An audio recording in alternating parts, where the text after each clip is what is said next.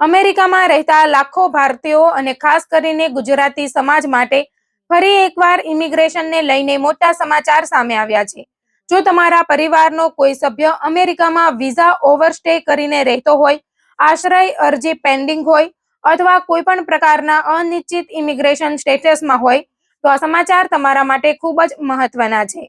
કારણ કે અમેરિકામાં ગેરકાયદેસર ઇમિગ્રન્ટ્સ સામેની કાર્યવાહી હવે વધુ ઝડપી, વધુ આક્રમક અને વધુ વ્યાપક બની રહી છે. જુલાઈ 2026ના શરૂઆતમાં માત્ર 12 દિવસમાં જ અમેરિકામાં ગેરકાયદેસર ઇમિગ્રન્ટ્સની ધરપકડનો નવો રેકોર્ડ નોંધાયો છે. વોશિંગ્ટન પોસ્ટના અહેવાલ મુજબ આ 12 દિવસ દરમિયાન દરરોજ સરેરાશ 1400થી વધુ લોકોની ધરપકડ કરવામાં આવી છે.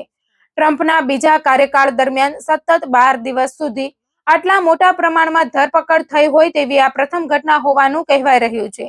આ આંકડાઓ માત્ર એક નંબર નથી, પરંતુ તે દર્શાવે છે કે અમેરિકામાં ઇમિગ્રેશન કાયદાના અમલમાં હવે એક નવો તબક્કો શરૂ થઈ ગયો છે.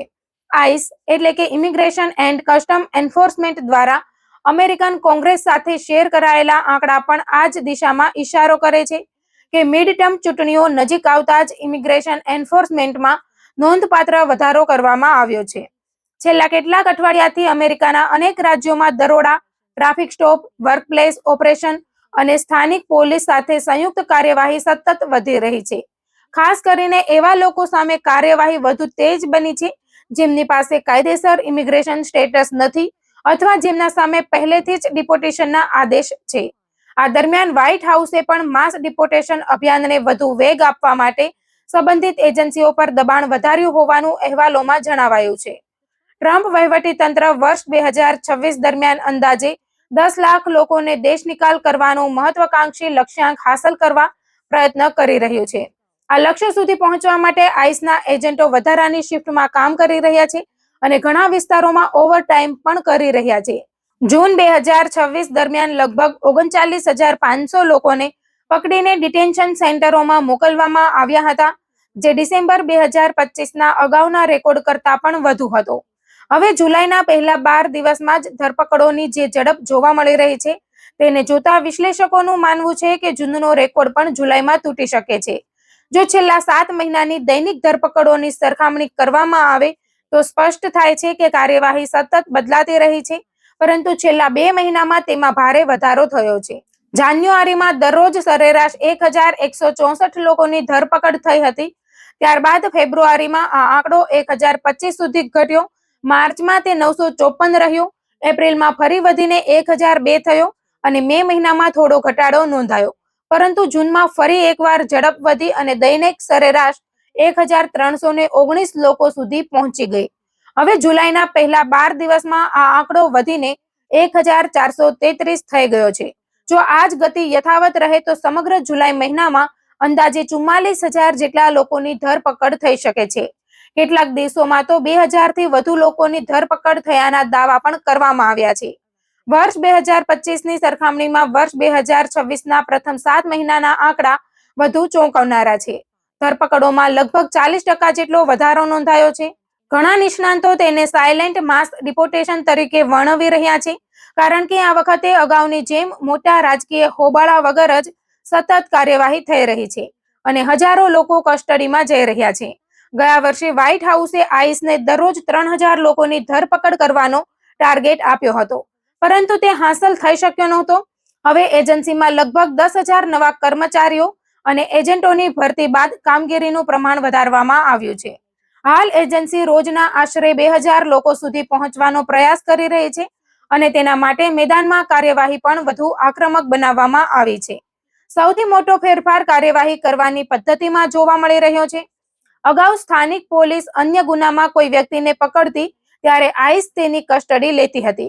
હવે ઘણા વિસ્તારોમાં આઈસના અધિકારીઓ જાતે જ ટ્રાફિક સ્ટોપ કરી રહ્યા છે, કામના સ્થળોએ દરોડા પાડી રહ્યા છે અને સીધા જ શંકાસ્પદ ઇમિગ્રન્ટ્સને કસ્ટડીમાં લઈ રહ્યા છે, જેના કારણે કાયદેસર દસ્તાવેજો વગર રહેતા લોકોમાં ભારે ચિંતા અને ભયનું વાતાવરણ સર્જાયું છે. બીજી તરફ કેટલાક કાયદાકીય નિષ્ણાતોનું કહેવું છે કે જે લોકો પાસે કોઈ કાનૂની રાહત મેળવવાની તક છે, તેમણે વિલંબ કર્યા વગર ઇમિગ્રેશન વકીલનો સંપર્ક કરવો જોઈએ, કારણ કે હાલની કાર્યવાહી દરમિયાન નાના ભૂલચૂક પણ ગંભીર પરિણામ લાવી શકે છે.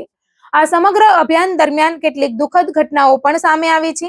જુલાઈ મહિનામાં માત્ર 6 દિવસના ગાળામાં ટેક્સાસ અને મેઇન રાજ્યમાં ટ્રાફિક સ્ટોપ દરમિયાન થયેલી ગોળીબારમાં 2 ગેરકાયદેસર ઇમિગ્રન્ટ્સના મોત થયા હોવાના અહેવાલો સામે આવ્યા છે. અહેવાલ મુજબ આ બંને લોકો સામે કોઈ સક્રિય વોરંટ ન હોવાનો દાવો પણ કરવામાં આવ્યો છે. જો કે આ બંને બનાવોની તપાસ અલગ અલગ સ્તરે ચાલી રહી છે. ફ્લોરિડામાં પણ એક દુઃખદ ઘટના બની હતી, જેમાં એક ઇમિગ્રન્ટ ધરપકડથી બચવા માટે ભાગવાનો પ્રયાસ કરી રહ્યો હતો ત્યારે અકસ્માતમાં તેનું મૃત્યુ થયું હતું. આ પ્રકારની ઘટનાઓ પછી કાર્યવાહી દરમિયાન બળ પ્રયોગ, સુરક્ષા નિયમો અને એજન્ટોની જવાબદારી અંગે નવી ચર્ચા શરૂ થઈ છે. માનવ અધિકાર સંગઠનો પણ આવા બનાવોની સ્વતંત્ર તપાસની માંગ કરી રહ્યા છે. ડિપોર્ટેશનની ગતિ વધારવા માટે સરકાર નવા આયોજન પણ કરી રહી છે.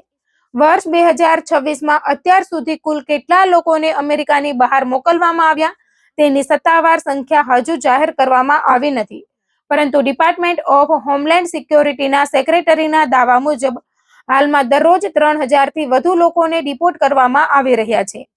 આ પ્રક્રિયાને વધુ ઝડપી બનાવવા માટે આઈસ પોતાની સમર્પિત એરલાઇન શરૂ કરવા અંગે પણ વિચાર કરી રહી હોવાનું અહેવાલોમાં જણાવાયું છે. ઉપરાંત વધુ લોકોને રાખી શકાય તે માટે ડિટેન્શન સેન્ટરોની ક્ષમતા વધારવાની કામગીરી પણ ઝડપથી આગળ વધી રહી છે.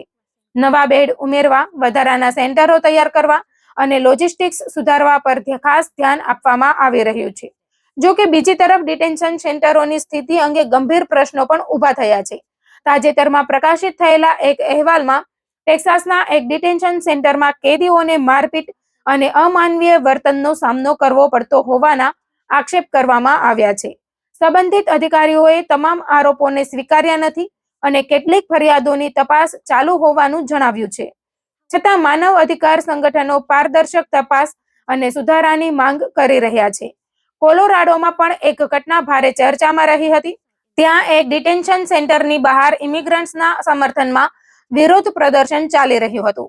આ દરમિયાન જેલની સુરક્ષા માટે તૈનાત એક ખાનગી સુરક્ષા કંપનીના ગાર્ડ દ્વારા ગોળીબાર કરવામાં આવ્યો હતો, જેમાં વિરોધ પ્રદર્શનમાં સામેલ એક મહિલાને ગોળી વાગ્યાના અહેવાલો સામે આવ્યા હતા. આ ઘટનાએ ખાનગી સુરક્ષા કંપનીઓની ભૂમિકા, વિરોધ પ્રદર્શન દરમિયાન બળ પ્રયોગ અને સુરક્ષા વ્યવસ્થા અંગે અનેક સવાલો ઊભા કર્યા છે. હવે અમેરિકામાં ઇમિગ્રેશન નીતિ માત્ર રાજકીય ચર્ચાનો વિષય નથી રહી, પરંતુ લાખો પરિવારોના ભવિષ્ય સાથે સીધી રીતે જોડાયેલો મુદ્દો બની ગઈ છે. ખાસ કરીને ભારતીય અને ગુજરાતી સમુદાય માટે આ સમય વધુ સાવચેતી રાખવાનો છે. જો કોઈ વ્યક્તિનું વિઝા સ્ટેટસ સમાપ્ત થઈ ગયું હોય, ઇમિગ્રેશન કેસ પેન્ડિંગ હોય, કોર્ટની તારીખ આવી રહી હોય અથવા કોઈ પણ પ્રકારની કાનૂની પ્રક્રિયા ચાલુ હોય, તો તમામ દસ્તાવેજો અપડેટ રાખવા, કોર્ટની સુનાવણી ક્યારેય ન ચૂકવી અને યોગ્ય ઇમિગ્રેશન વકીલની સલાહ લેવી ખૂબ જ જરૂરી બની ગઈ છે. કોઈ પણ અફવા, સોશિયલ મીડિયા પોસ્ટ અથવા અધૂરી માહિતીના આધારે નિર્ણય લેવાના બદલે સત્તાવાર માહિતી અને કાનૂની માર્ગદર્શન પર જ વિશ્વાસ કરવો જોઈએ.